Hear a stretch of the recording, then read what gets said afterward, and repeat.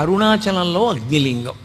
ఇప్పుడు కంచి అంటే పృథి ఉంది, శ్రీకాళహస్తి అంటే వాయువు తెలుస్తోంది, జంబుకేశ్వరంలో జలలింగం అంటే నీటి దగ్గర శివలింగం దగ్గర నీరు ఊరుతోంది.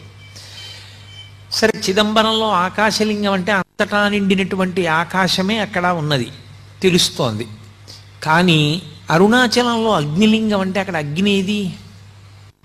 మీరు అరుణాచలం శివాలయంలోకి వెడితే మీకు అక్కడ అగ్ని ఏమైనా కనపడుతుందా? ఒక పెద్ద జ్యోతిస్వరూపాన్ని అక్కడ ఉంచి, లేదా ఒక పెద్ద నెగడుల ఒక మంట మండుతూ ఉంటే అదేనండి శివలింగం అక్కడ అని ఎవరైనా చెప్తారా? చెప్పరు. మామూలుగా శివలింగమే ఉంటుంది.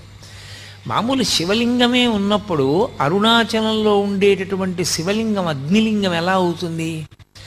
అరుణాచలమునందు అగ్నిలింగం ఉన్నది అని ఎందుచేత చెప్పబడింది అంటే, మీరు బయట ఎంత చల్లగా ఉండనివ్వండి, అరుణాచలం దేవాలయంలోకి వెళ్ళి కూర్చుంటే ఒళ్ళు చెమటలు పోస్తుంది, అంత వేడిగా ఉంటుంది.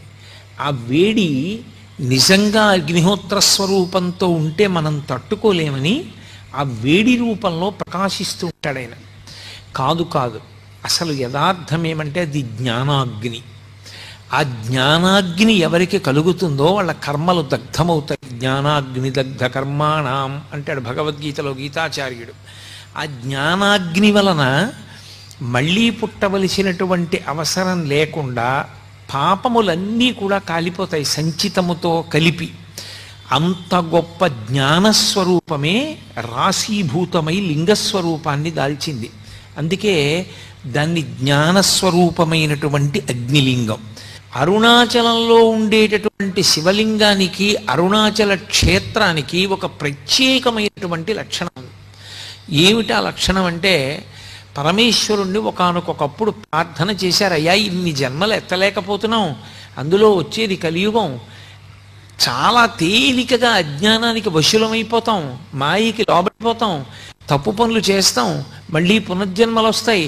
మరి అలా రాకుండా ఉండాలంటే మాకు ఒక తేలిక మార్గం ఏదైనా ఉపదేశించేయండి అన్నారు. ఆయన అన్నాడు, దర్శనాత్ అభ్రసదసి అన్నాడు. చిదంబరం వెళ్ళి ఎలా దర్శనం చెయ్యాలో తెలుసుకుని అలా దర్శనం చెయ్యండి, ఇక మీరు పుట్టవలసిన అవసరం ఉండదన్నాడు. చిదంబరంలో దర్శనం అంటే ఇందాకే మీతో ప్రస్తావన చేశా, తలుపు తీస్తారు సిద్ధంగా ఉండండి అంటారు, ఆ తెర తీస్తారు, ఇలా చూసేటప్పటికి ఇలా జాగ్రత్తగా కళ్ళు నులుకుని చూస్తారు, ఏం ఉండదు. మారేడు దళాల దండలు వేలాడుతుంటాయి, బంగారు మారేడు దళాలు, మామూలు మారేడు దళాల దండలు ఉంటాయి, తెరహేస్తారు, అయిపోయింది వెళ్ళిపోండి అంటారు. కొంతమంది అంటారు, డాంబికానికి నీకు కనపడలేదా, శివలింగం వెనకాల ఉంది కదూ అంటారు, ఉత్తిది. అదేం కాదు. అదేమిటండి ఏం లేదు కదా వెనకాతలంటే అదే చిదంబర రహస్యం అంటారు. అందుకే ఇప్పటికీ అర్థం కాని విషయాన్ని చిదంబర రహస్యం అంటారు. ఆకాశము అంటే అంతటా నిండిపోయి ఉంటుంది. అంతటా నిండిపోయిన ఆకాశములో అన్నీ ఉంటాయి. ఇప్పుడు మఠాకాశము అంటాం, అంతటా నిండిపోయినటువంటి ఆకాశం ఒకటి అనంతాకాశము అంటారు.